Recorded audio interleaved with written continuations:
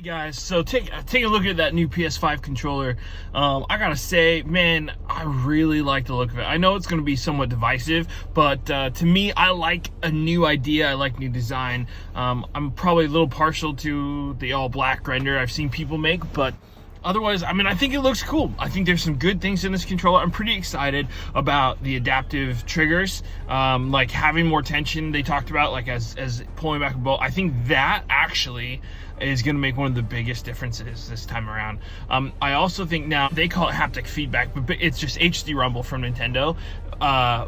But what's good about this is that Microsoft is going to have that too, and so having all three companies have that feature in their controllers means that more developers will put it into practice, right? When it's only Nintendo, then you have a limited number of people who are using it to any good effect. But when all of the systems have it, now we're talking about an open time for creativity, for innovation from developers on using that in cool ways. So I think that's exciting because I think we'll see some new innovations, some new ideas coming from that.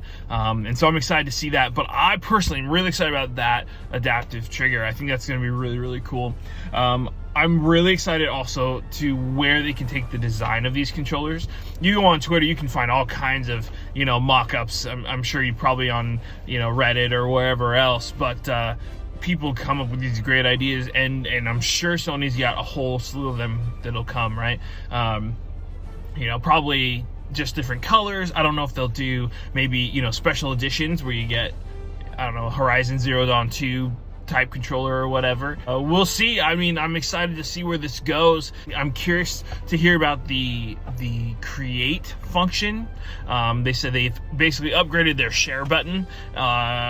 Their share button is pretty good right now. It's a little bit limited. I mean, not if you're used to Xbox that didn't have anything, but I'll be curious to see what that means. Maybe there's like some on-the-fly editing, or maybe it's just a lot more options that you can do. It's like how long your video is, or what it takes and what it doesn't, or what kind of level it captures. I don't know. We'll have to wait and see, but I'm excited to see what that might be. Obviously, if you put up YouTube videos, having options is always good. They moved the light bar from the back to like the slim bars on either side of the touchpad. I actually think that's genius, because the light bar on the back there used up a ton of battery, and I think this enables them to use a whole lot less. They mentioned in the blog post that they've really considered weight and battery life, and that is good as well. I know a lot of people that had trouble with battery life on the PlayStation 4 controllers. Now, I never did.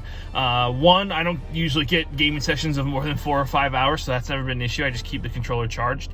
And I came onto the PS4 much later, and so the controllers tended to get better as you went along. The later ones lasted upwards of 10 hours, so it's never been an issue for me, but the idea that they took that into consideration is good. It's got a USB-C plug-in on the back, and that is by far the best. It's much faster charging. The plug-in is easier. You don't have to worry about things breaking as much. So that is by far the best. All controllers should have that, and I think they will. So we'll see that coming around. It has a microphone built in.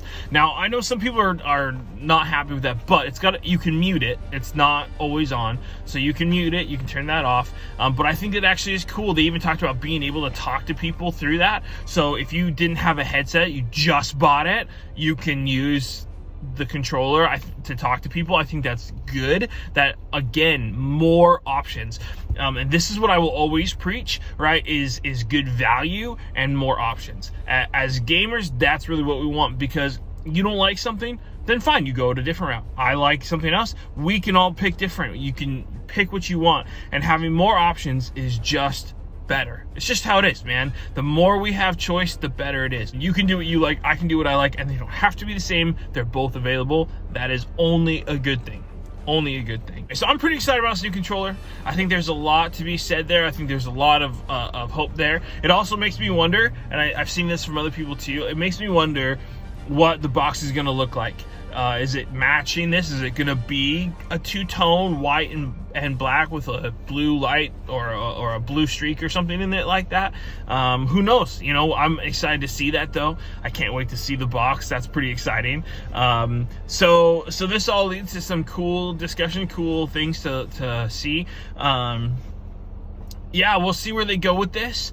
I'm really hoping they have a not just this color, but an all black option at launch. But again, we'll see. Yeah, I think it's also pretty funny. Sony's marketing cracks me up. Man, they they wait, right? They just starve everyone, and then it's like the super technical talk. They don't show anything, they don't do anything, and then right before Xbox does their Inside Xbox, they put out this controller on. Oh man, it's so funny. You know, I don't know that that has any bearing on who's going to sell more or anything like that, and frankly, I don't even think Microsoft cares, because they got Game Pass and xCloud and stuff, so I think it's a different ecosystem. But it just cracks me up the way Sony does these things. You know, it's almost like they hold on to something until they hear that Microsoft's going to do their own, and they're like, oh, perfect, bam. It just it cracks me up. It's console wars at their best when they're funny like that. We'll see what comes out. We'll see how the controller feels. I like that the form factor is more like the Xbox One controllers, so I think that's actually going to fit better. I've typically preferred the PlayStation controllers, but there is a little bit more comfortability, I think, in that Xbox One / Nintendo Pro controller, just ergonomically. So we'll see. You got to feel it. You'll never know until you hold it. But yeah, I'm excited about that. So anyway, let me know what you guys think. Are you excited about this? Do you like the way it looks? Do you not? Let me know down in the comments. Thanks for watching. I hope you enjoyed the video. If you did, make sure you hit the like button. Be sure to subscribe and let me know down in the comments what you thought. Thanks for watching again. We'll see you later.